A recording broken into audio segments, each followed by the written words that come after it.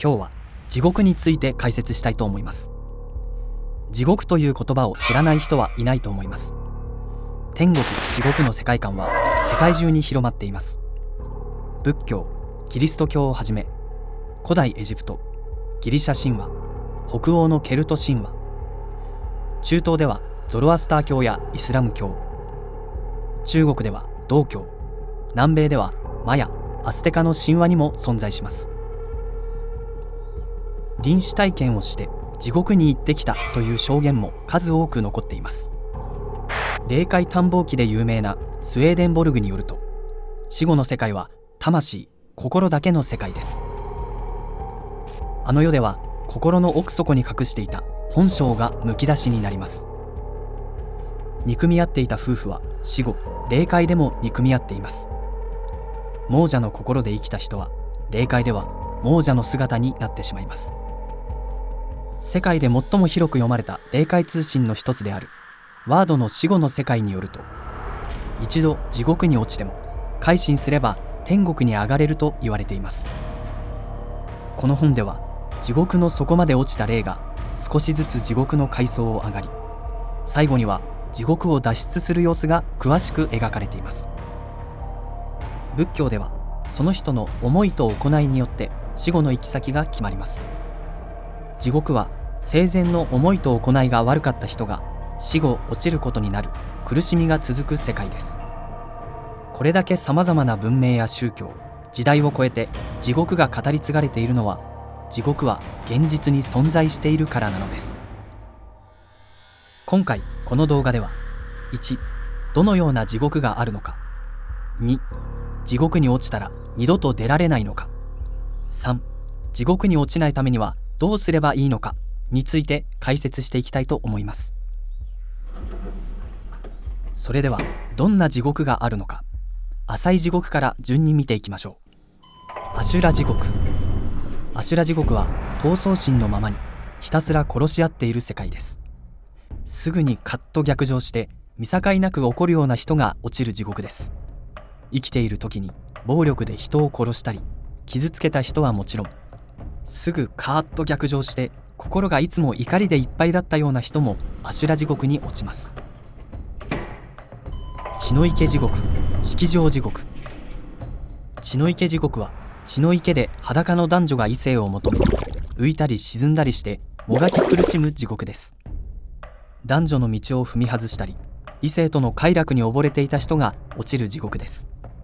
自分は霊的な存在なのだと気づいて反省するまで地獄は続きます。畜生道、動物界。血の池地獄の近くに畜生道、動物界があります。畜生道、動物界は人が動物の姿となっている地獄です。生きていた時の心の傾向性を象徴した動物の姿で本能のままに生きる世界です。思い出すのは千と千尋の神隠しの千尋の両親が豚になってガツガツ食べるシーンで、あれが畜生道のイメージです。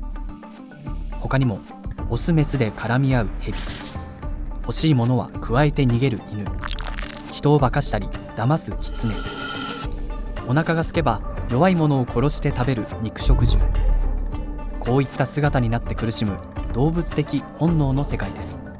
強盗殺人、強姦、節操のない性欲、異常な食欲など、欲しかったら取ってしまうような人が畜生道に落ちます。針の山地獄。針や剣が立っている丘を罪人たちが鬼たちに追い立てられて体中を切り刻まれる地獄です。地獄では犯罪だけではなく、暴力や暴言、悪口、嘘、恥ずかしい行為や心の中で思ったことまでが裁かれます。罪の数だけ針や刀剣で切り刻まれます。餓鬼道。餓鬼道とは肋骨が浮き出るほどに痩せ、お腹だけがぽっこり出た亡者、いわゆる餓鬼が飢えに苦しんでいる地獄です。ケチでむさぼり、そねみ、妬んでばかりで足ることを知らなかった者は餓鬼道に落ちます。とにかくお腹が空いて食べ物を探し回って、やっと食べ物を見つけて口に入れる。それが火となって燃えてしまい、食べることができません。そんなことが延々と続く世界が餓鬼道です。統括地獄。統括地獄ではお互いがバラバラになるまで殺し合っています。鬼たちにもバラバラにされ、粉々に打ち砕かれます。バラバラになってみんな死ぬと、鬼がみんな等しく生き返れと言い、死んだ者がみんな等しく生き返ります。何度も何度もバラバラ殺人を繰り返します。統括地獄は殺人をした人が落ちる地獄です。極上地獄。焼けた鉄板に裸で寝かされて、炭をつけた鉄の縄で線をつけられ、その線の通りに体を切られていく地獄です。手、足、胴、首とバラバラに切られ、また生き返り、また切られ、それが延々と繰り返されます。極上地獄は殺生に加えて盗みをした人が落ちる地獄です。集合地獄。極上地獄の下にある地獄です。この地獄はそびえ立つ鉄の山が両サイドから自分に迫ってきてすりつぶされる恐怖映画のような地獄です。殺生、盗みに加えて姦淫、いかがわしい異性遊びばかりしていた人が落ちる地獄です。往生要集では難色や従姦にふけった者も落ちると紹介されています。嘘つきが落ちる地獄もあります。大凶姦地獄です。ここでは厚く鋭い鉄の針で何度も舌と唇を刺し通されます。大きい灼熱の金ばさみで罪人の舌を切り取ります。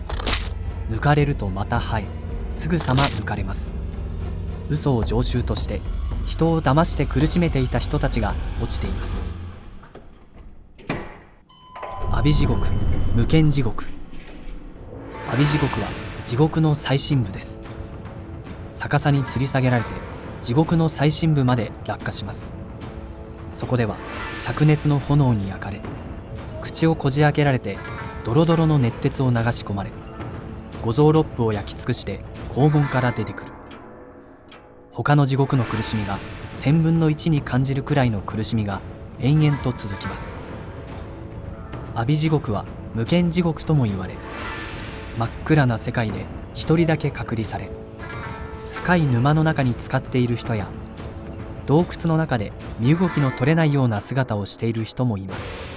仏教の五逆の罪を犯した者が落ちます。五逆の罪は父殺し、母殺し、アラカン以上の聖者を殺すこと、ブッダを傷つけること、ブッダの作った教団を混乱に陥れることの5つです。地獄も時代の流れとともに変化しています。アシュラ地獄では昔ながらの刀や槍だけではなく、拳銃やマシンガン、戦車、戦闘機など近代化した武器での闘争が展開しています。現代の極上地獄では鬼が医者の姿をして罪人を手術台に縛り付け、電動のこぎりやメスを使って切り刻んでいます。無間地獄には影響力の大きな思想犯や指導者が落ちています。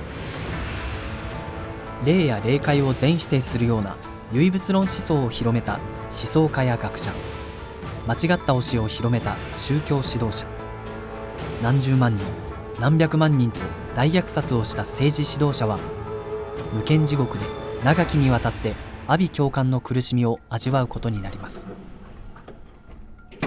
また最近できた新しい地獄もあります。ネット地獄、電脳地獄です。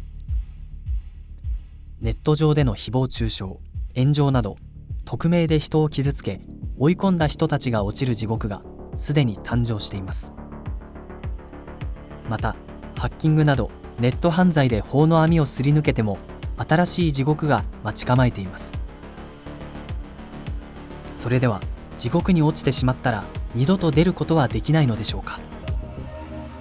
結論から言うと、心から反省すれば地獄から出て天国に帰ることができます。基本的に人は天国から生まれ、死後天国に帰っています。そしてこの地上世界と霊界を天正輪廻しています。でも生きている時、魂に曇りを作った人たちは自らの過ちに気づいて改心するまでは地獄で苦しむことになります。地獄は魂の病院のようなところです。例えば阿修羅地獄なら、いつも怒ってばかりいる人たちが殺し合いを続けています。何十年何百年と殺し合いを続けると、ある時自分も周りの人たちもなぜこんなバカなことを続けるのかと、その虚しさに気づきます。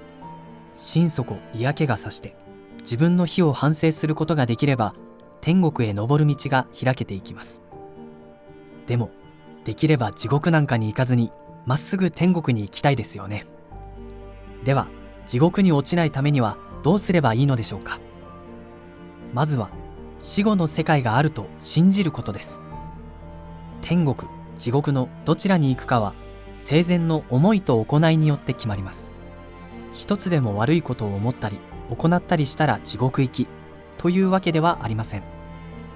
その人の一生を通じて人生全体で合格点を取ることができれば天国に帰れます。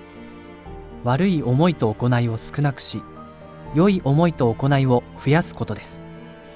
道徳に反するようなことはせず、特に仏教の心の三毒、貪、嗔、痴、ひたすら奪い取る心、動物的な怒り、愚痴や不平不満の悪い思いをなくすことがとても大切です。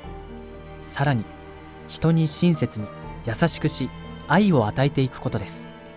思いにおいては感謝や与える心、優しい心で満たすことです。